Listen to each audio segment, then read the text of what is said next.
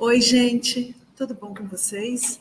Eu vim mais uma vez conversar com vocês aqui no canal Paz e Bem, né? Eu me chamo Clícia Fontinelli, sou espírita e vim conversar hoje sobre um assunto sério, penso eu, que acomete a humanidade há muito tempo, que são as guerras étnicas, as chamadas guerras que acabam nos levando a extermínios, a genocídio, e que alguns costumam chamar de guerras santas, para justificar o extermínio de povos a partir de Deus, a partir de crenças religiosas. Então, hoje a gente vai conversar sobre isso. Limpeza étnica. A quem serve? Pensando nisso, né, nós vamos usar como referência, claro, o Espiritismo, porque eu venho sempre para cá conversar com vocês à luz da doutrina espírita. Para isso, eu vou colocar aqui, vou compartilhar com vocês uma tela que traz algumas reflexões sobre a doutrina espírita que me fizeram pensar nessa temática, tá? Como é que a gente pode começar falando nesse primeiro momento, né? Primeiro, quero dizer para vocês que vou usar como referência a obra organizada por Allan Kardec, mais precisamente um trecho do Evangelho segundo o Espiritismo, que está no capítulo 13, não saiba a vossa mão esquerda, o que dá a vossa mão direita. Instruções dos Espíritos, um itemzinho chamado beneficência exclusiva. Quando é feita, Kardec faz uma pergunta aos espíritos sobre se há uma exclusividade na prática do bem. E também vou utilizar uma questão específica do Livro dos Espíritos, que é a questão 671, que fala sobre sacrifícios. Essa questão ela está nas leis morais, mais precisamente na lei de adoração, tá? E aí o que a gente pode imediatamente conversar? Quando Kardec pergunta aos espíritos sobre se é certo a beneficência praticada exclusivamente para aqueles com quem nós nos afinamos, com aquelas pessoas que têm a mesma opinião ou a mesma crença nossa, ou até o mesmo partido, e Kardec fez essa pergunta aos espíritos, né?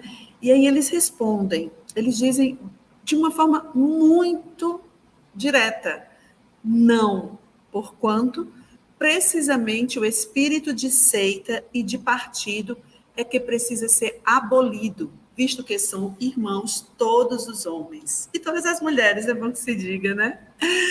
Gente, esta resposta, ela não tem duplo sentido, ela não nos dá mais do que uma interpretação.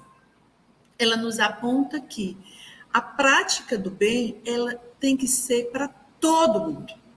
Né? E que a ideia de você estar fechada em um único grupo, fechada em uma determinada crença ou opinião, a ponto de não te permitir a tolerância, o respeito com aquele que é diferente de você, isso precisa acabar. Por quê? Porque se a gente pensa que em um dia alcançar o que o Cristo nos ensinou, que é amar a todos, né? Amar ao próximo, e o próximo é todo mundo da humanidade, como eu vou fazer isso se eu não tolero as diferenças que ainda são apresentadas para mim no meu progresso espiritual, no nosso progresso espiritual? Então, a gente precisa já observar a coerência que tem a doutrina, né? Como é coerente com os ensinamentos de Jesus. E aí ele diz mais, né? Ele diz assim, que a gente não tem que manter essa ideia de seita, de espírito de seita, né? Porque somos irmãos. E aí, somos irmãos em que sentido? Né? É isso que a gente vai conversar também hoje. Né? E aí, assim, aqui nesse momento eu falo como uma cristã, né? Como alguém que segue Jesus. E pensando no Cristo, os espíritos ainda nessa questão, né?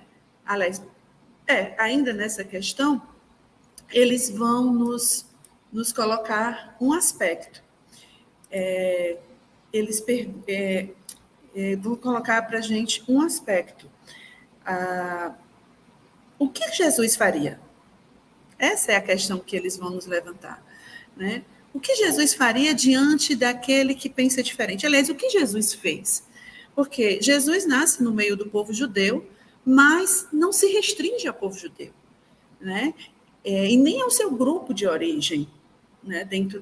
Entre os judeus. Ele fala com os samaritanos, que era um povo mal visto na época, ele fala com os romanos, que eram os algozes naquela época, enfim, Jesus não se restringe apenas aos seus. Por que ele não se restringe? Alguém pode dizer assim, porque Jesus traz no seu discurso e na sua prática uma harmonia com Deus de uma forma que o coloca para viver e amar a todos, inclusive o próprio inimigo. Será que é só por isso? Né? De todo modo, São Luís, quando foi responder Kardec sobre a beneficência ser exclusiva, ele diz assim: o verdadeiro cristão vê somente irmãos em seus semelhantes e não procura saber, antes de socorrer o necessitado, qual a sua crença ou sua opinião, seja sobre o que for. Então, para fazer o bem, eu não preciso saber se aquela pessoa se afina ou não comigo. Né? Eu preciso amar aquela pessoa, aprender a amá-la, a cuidar dela incondicionalmente. Esse é um desafio que está posto para a gente. Bem, e aí ele faz uma pergunta a São Luís. Se aquela pessoa que se coloca como cristã estaria seguindo os ensinamentos de Jesus, que por sinal um deles é amar o próprio inimigo, se essa pessoa repelisse alguém que pensa diferente dela e que esteja em apuro? E aí o próprio São Luís vai dizer que não, né? E vai falar assim, olha, socorra quem ele pedir, sem estar colocando juízos de valores nas escolhas do outro, que são diferentes da sua. Né?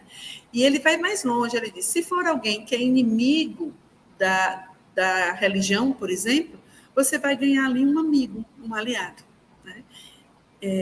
Diferente se você resolver empurrar essa pessoa, repelir essa pessoa. E aí, o que é que isso tem a ver com as guerras étnicas? Né?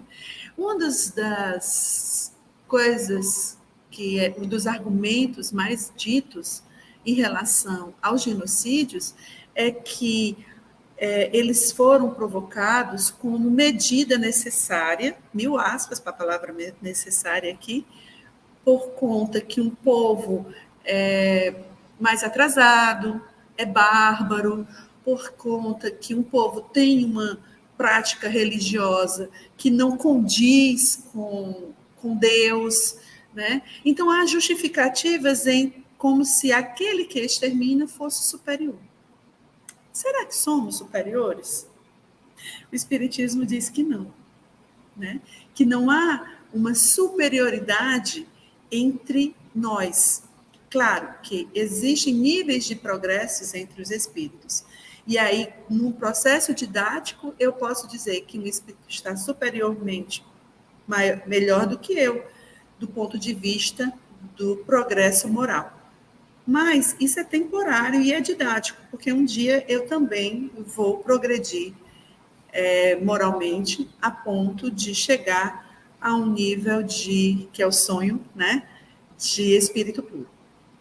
Não existe uma superioridade em termos de hierarquias de poder.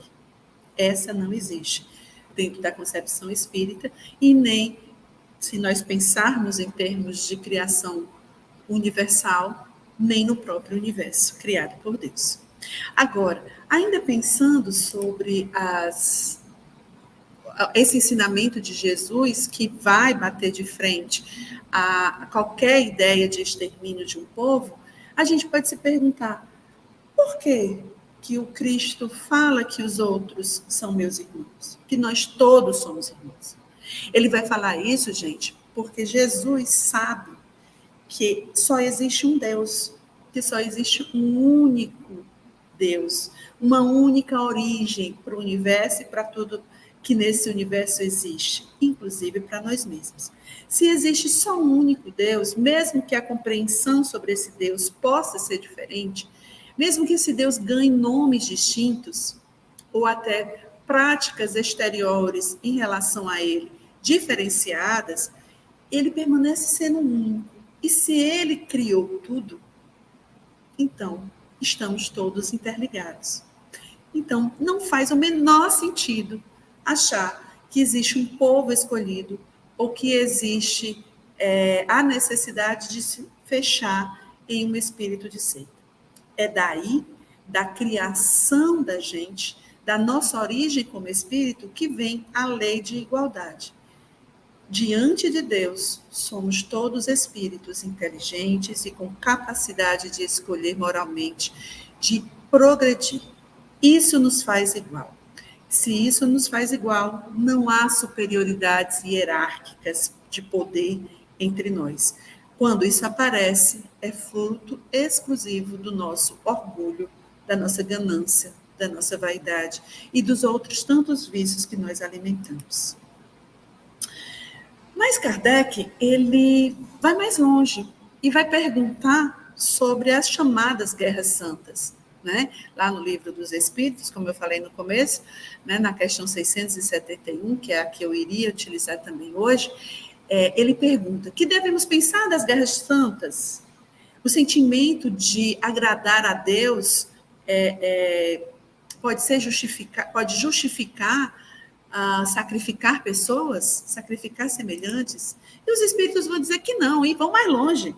Vão dizer que nós que seguimos essa ideia de guerra santa, de extermínios de pessoas ou de sacrifício de pessoas em nome de Deus, estamos, na verdade, impelidos por maus espíritos. Porque se existe apenas um Deus, mesmo que adoremos esse Deus de maneiras distintas, mesmo que tragamos para ele nomes distintos, ele é um só. Então não faz o menor sentido, certo? Dizer que uma religião é diferente da outra. São diferentes nas aparências. E, claro, na compreensão sobre o mundo espiritual, que modifica-se ao longo das nossas existências, ao longo do nosso amadurecimento como espírito, né? Então, eles vão mais longe na explicação, os espíritos, e dizem assim, fazem uma pergunta: como nós pretendemos que as pessoas que pensam diferente de nós creiam que existe paz quando nós levantamos a espada? Como podemos acreditar que há num povo como de superioridade armamentícia, por exemplo, né, e dizer que esse povo, quando invade uma outra nação, quando luta para exterminar um determinado povo, está falando de paz? Não tem como chegar à paz através da violência. É contraditório isso, né? Então, o que é que a gente pode fazer, então? A gente tem que aprender, além da convivência, nós temos que aprender a demonstrar para os outros, através do exemplo, os caminhos ou o caminho que nos leva a uma felicidade fraterna, que é o caminho da brandura que o Cristo mostrou para a gente. Talvez alguém aqui possa dizer assim: mas por que você fica falando de Jesus? Quando você fala de Jesus, você está excluindo os não cristãos. Gente, Jesus aqui não é Jesus histórico, no sentido de alguém que veio e, a partir dele, se criou uma religião. Não é esse Jesus que nós estamos falando. Nós estamos falando de Jesus que nos trouxe, ao encarnar, um modelo interessante de vida. Um modelo que se pauta em amar a Deus sobre todas as coisas e ao próximo como a si mesmo. Isso não tem a ver com religião. Isso não tem a ver com Ocidente e Oriente, com épocas. Isso tem a ver com aprender a viver em harmonia com o universo, com o cosmos, com tudo que nos cerca. Viver em harmonia com Deus.